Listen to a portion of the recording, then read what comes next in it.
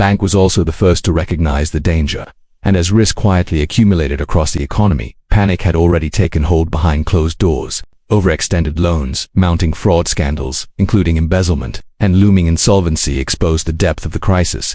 The bank carried roughly $22 million in liabilities against just $2.5 million in specie. These imbalances were fueled by corruption at the branch level, unsecured loans to political allies and friends, speculative excess in Western land lending, and unchecked issuance of paper notes far beyond available reserves. The scale of mismanagement became impossible to conceal. In January 1819, mounting pressure forced William Jones to resign as president of the Second Bank of the United States. Shareholders moved swiftly to contain the fallout, installing Langdon Cheves as an emergency stabilizer. But their priority was not the financial security of the nation.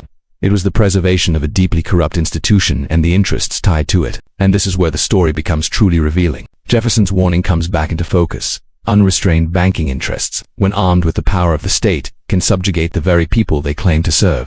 And in early 1819, that warning became reality. What followed became known as the Panic of 1819, a crisis in which a privileged institution had fueled expansion, then used its protected status to survive the collapse at everyone else's expense. The result was America's first modern depression.